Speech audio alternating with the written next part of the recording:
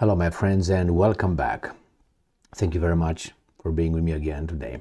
We got a guy here, and he decided to join me. So, better here than wandering around and destroying lights and other shit.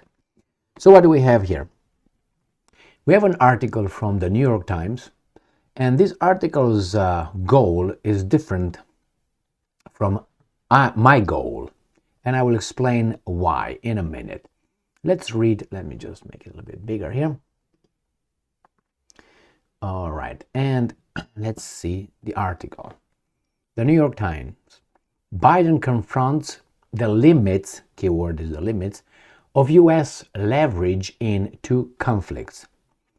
This is from David E. Zanger, November 7th, 2023. I'm pretty sure here there were some, all of these guys were just Hamas. Now, after 4 hours of terror and retaliation in Israel and the Gaza Strip, blah, blah, blah, trululu, basically what they tell us here and all this beautiful, long article is that the United States tries in Ukraine and in the Middle East to solve problems that the United States did not create. We got to start by saying that. Now, leaving aside who's guilty and who's not guilty, the United States is involved and will be more involved in both of them. In Ukraine is clearly involved with its support with weapons and everything, with, I'm pretty sure, with logistics, people choosing targets, using HIMARS, Patriot systems, and many other things. And in Israel, obviously providing Israeli army with whatever they need because, well, it is what it is. So they have to have also keep an eye on Taiwan, North Korea, that area. They have to look over the Balkans, but in the Balkans they have the Europeans, I guess. So who knows where else? Maybe in Africa. My point here is that it shows you the limit of this empire. Empires sometimes collapse because they overextend. If you remember the Roman Empire, one of the reasons why it collapsed, it was because it overextended and accepted diverse nations into the empire who had no allegiance to the Roman values or Rome itself. That's why in the United States of America, diversity is our strength. History is there. You just have to look into it and see how Rome's diversity played a role in its strength. You can say, yeah, it was a cosmopolitan, but we're not going to get in that one. Eventually, overextension, too many people with less allegiance towards the values of Rome, and it collapsed. Plus, Christianity. That played a big role. Resentment is a... Now, let's go back to these guys right here. So, United States of America, I think its pride goes up, but its potency goes down, or potency goes down. There's that situation where you have false confidence in what you can do, what you once were able to do. It's like an old person who was once a world champion or whatever in a sport, let's say in boxing, and now he's about 70 or 65, and he's maybe, let's say, 60 or something like that, and they still think they have it, they got it. They don't have it anymore, right? But it's hard for them to reach that point where they realize, man, maybe I'm not the same, or maybe I'm even worse than I think I am. That's the problem. False self-confidence. It happened to me too, and I'm not that old, but I used to be much fitter, obviously, when I was practicing martial arts every day versus now. More endurance and so on. The same with United States of America. I think United States of America's society became softer. When you have a softer society, then you are weaker, that's for sure.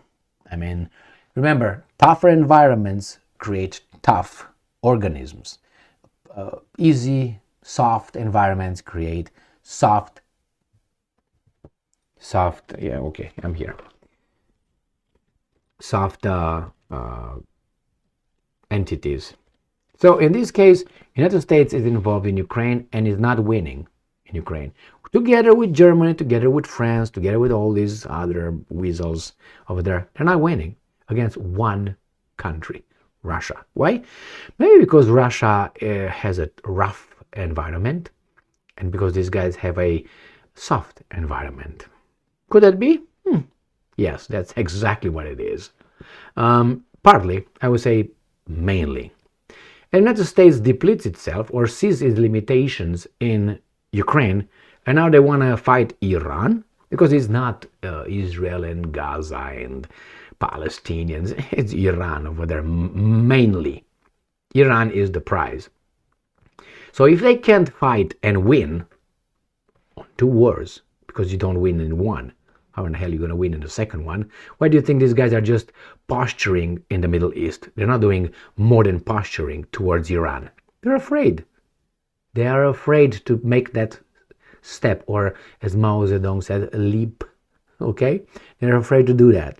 Because once they do that, you're going to see weakness. Empires cannot show weaknesses. Because if you show weakness, all the countries that you keep by force in your empire will notice, and they will just revolt, and they will leave you. And when they leave you, you remain like the Western Roman Empire, a shadow of what you once have been. So, my friends, I don't think these guys are going to be able to expand much more than they are right now. And if that happens, if United States gets involved in the Middle East, you know what's happening? Taiwan. Taiwan is open game right there, just like this. You can't really fight on three fronts, and they know it. That's why they're not so tough with Iran right now.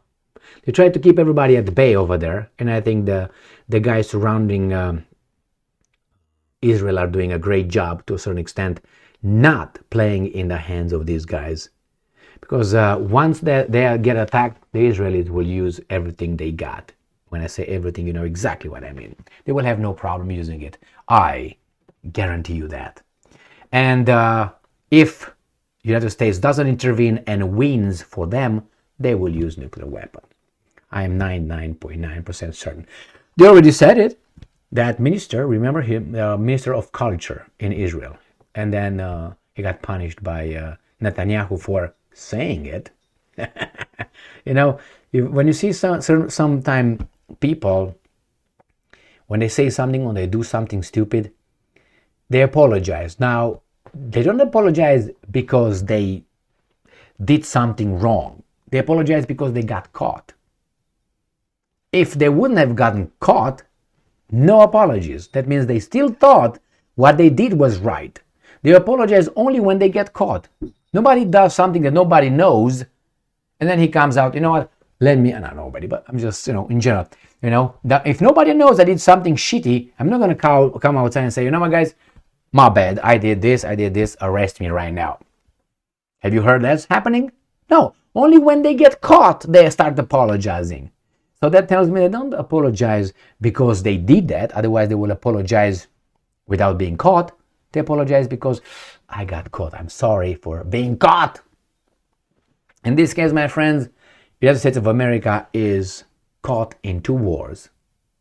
One dropped like a hot potato already, which is Ukraine, and makes sure that focuses on the master right there, on the Eye of Sauron, staying over there and supporting that. But maybe they're gonna start. Maybe gonna do something with Iran. But I doubt they will start anything with Iran. And if they start something with Iran, I think Israel will finish that with nuclear weapons. That's my little assessment. Crazy as it is. I am, as I said, convinced 99% that Israel will use nuclear weapons. Because it's a prophecy. Not the nuclear weapons. The prophecy is that they will be surrounded by this and that, the enemies. And then what's going to happen? Just read the Old Testament, the good book. Don't lie. Stay strong, stay smart, look for the truth, and be just.